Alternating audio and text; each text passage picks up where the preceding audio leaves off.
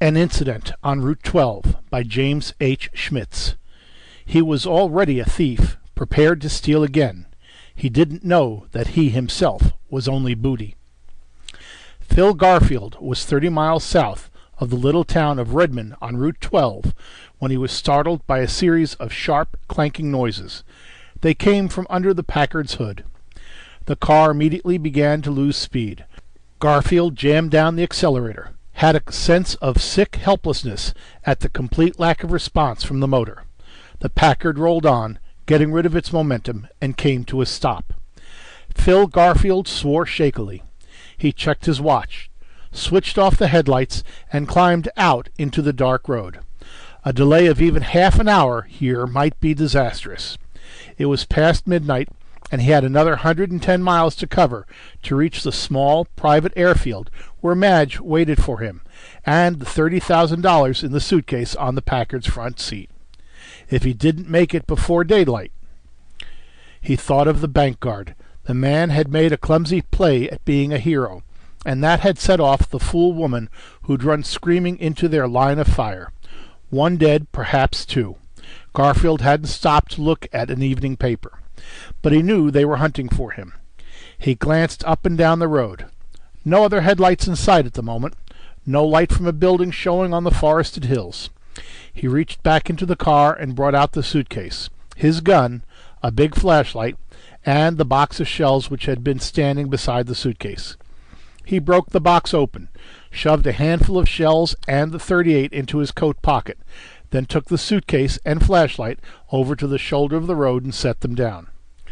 There was no point in groping about under the Packard's hood. When it came to mechanics, Phil Garfield was a moron and well aware of it. The car was useless to him now, except as bait. But as bait, it might be very useful. Should he leave it standing where it was? No, Garfield decided. To anybody driving past, it would merely suggest a necking party or a drunk sleeping off his load before continuing home. He might have to wait an hour or more before someone decided to stop. He didn't have the time. He reached in through the window, hauled the top of the steering wheel towards him, and put his weight against the rear window frame. The Packard began to move slowly backwards at a slant across the road. In a minute or two he had it in position, not blocking the road entirely, which would arouse immediate suspicion, but angled across it, empty, both front doors open and inviting a passer-by's investigation. Garfield carried the suitcase and flashlight across the right-hand shoulder of the road and moved up among the trees and undergrowth of the slope above the shoulder. Placing the suitcase between the bushes, he brought out the .38, clicked the safety off, and stood waiting. Some 10 minutes later, a set of headlights appeared speeding up Route 12 from the direction of Redmond. Phil Garfield went down on one knee before he came within range of the lights. Now he was completely concealed by the vegetation. The car slowed as it approached, braking nearly to a stop 60 feet from the stalled Packard. There were several people inside it. Garfield heard voices, then a woman's loud laugh. The driver tapped his horn inquiringly twice, moved the car slowly forward. As the headlights went past him, Garfield got to his feet among the bushes, took a step down towards the road, raising the gun. Then he caught the distant gleam of a second set of headlights approaching from Redmond. He swore under his breath and dropped back out of sight. The car below him reached the Packard, edged cautiously around it, rolled on with a sudden roar of acceleration. The second car stopped when still 100 yards away. The Packard caught in the motionless glare of its lights. Garfield heard the steady purring of a powerful motor. For almost a minute nothing else happened. Then the car came gliding smoothly on, stopped again, no more than 30 feet to Garfield's left. He could see it now through the screening bushes. A big job, a long, low, four-door sedan. The motor continued to purr. After a moment, a door on the far side of the car opened and slammed shut. A man walked quickly out into the beam of the headlights and started toward the Packard. Phil Garfield rose from his crouching position, the .38 in his right hand, flashlight in his left. If the driver was alone, the thing was now cinched. But if there was somebody else in the car, somebody capable of fast, decisive action, a slip in the next 10 seconds might cost him the sedan, and quite probably his freedom and life. Garfield lined up the .38 sights steadily on the center of the approaching man's head. He let his breath out slowly as the fellow came level with him in the road and squeezed off one shot. Instantly he went bounding down the slope to the road. The bullet had flung the man sideways to the pavement. Garfield darted past him to the left, crossed the beam of the headlights, and was in darkness again on the far side of the road, snapping on his flashlight as he sprinted up to the car. The motor hummed quietly on. The flashlight showed the seats empty. Garfield dropped the light, jerked both doors open in turn, gun pointing into the car's interior. Then he stood still for a moment, weak and almost dizzy with relief. There was no one inside. The sedan was his. The man he had shot through the head lay face down on the road, his hat flung a dozen feet away from him.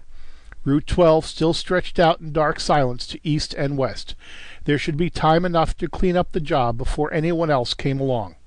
Garfield brought the suitcase down and put it on the front seat of the sedan, then started back to get his victim off the road and out of sight. He scaled the man's hat into the bushes, bent down, grasped the ankles, and started to haul him towards the left side of the road where the ground dropped off sharply beyond the shoulder. The body made a high, squealing sound and began to writhe violently. Shocked, Garfield dropped the legs and hurriedly took the gun from his pocket, moving back a step. The squealing noise rose in intensity as the wounded man quickly flopped over twice like a struggling fish, arms and legs sawing about with startling energy. Garfield clicked off the safety, pumped 3 shots into his victim's back. The grisly squeals ended abruptly. The body continued to jerk for another second or two, then lay still. Garfield shoved the gun back into his pocket. The unexpected interruption had unnerved him. His hand shook as he reached down again for the stranger's ankles. Then he jerked his hands back and straightened up, staring. From the side of the man's chest, a few inches below the right arm, something like a thick black stick, 3 feet long, protruded now through the material of the coat. It shone, gleaming wetly in the light from the car. Even in that first uncomprehending instant, something in its appearance brought a surge of sick disgust to Garfield's throat. Then the stick bent slowly, halfway down its length, forming a sharp angle, and its tip opened into what could have been 3 blunt, black claws, which scrabbled clumsily against the pavement. Very faintly the squealing began again, and the body's back arched up as if another stick-like arm were pushing desperately against the ground beneath it. Garfield acted in a blur of horror. He emptied the .38 into the thing at his feet almost without realizing he was doing it. Then, dropping the gun, he seized one of the ankles, ran backwards to the shoulder of the road, dragging the body behind him.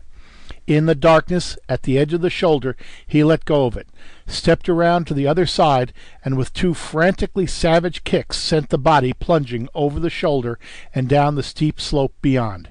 He heard it crash through the brushes for some seconds, then stop. He turned and ran back to the sedan, scooping up his gun as he went past. He scrambled into the driver's seat and slammed the door shut behind him. His hands shook violently on the steering wheel as he pressed down the accelerator. The motor roared into life, and the big car surged forward. He edged it past the Packard, cursing aloud in horrified shock, jammed down the accelerator, and went flashing up Route 12, darkness racing beside and behind him. What had it been? Something that wore what seemed to be a man's body like a suit of clothes, moving the body as a man moves, driving a man's car. Roach-armed, roach-legged itself. Garfield drew a long, shuddering breath. Then, as he slowed for a curve, there was a spark of reddish light in the rear-view mirror. He stared at the spark for an instant, braking the car to a stop, rolled down the window and looked back. Far behind him along Route 12 a fire burned, approximately at the point where the Packard had stalled out, where something had gone rolling off the road into the bushes. Something, Garfield added mentally, that found fiery automatic destruction when death came to it, so that its secrets would remain unrevealed.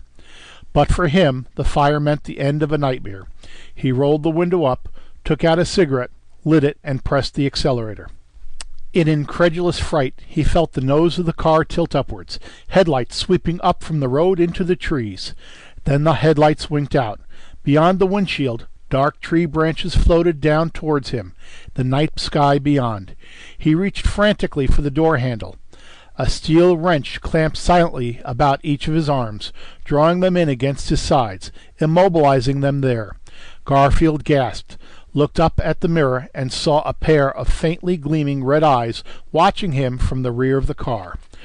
Two of the things. The second one stood behind him out of sight, holding him.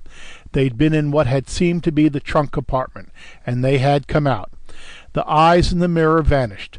A moist, black roach arm reached over the back of the seat beside Garfield, picked up the cigarette he had dropped, extinguished it with rather horribly human motions, and took up Garfield's gun and drew back out of sight.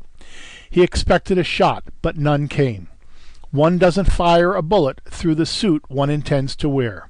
It wasn't until that thought occurred to him that tough Phil Garfield began to scream. He was still screaming minutes later when, beyond the windshield, the spaceship floated into view among the stars. End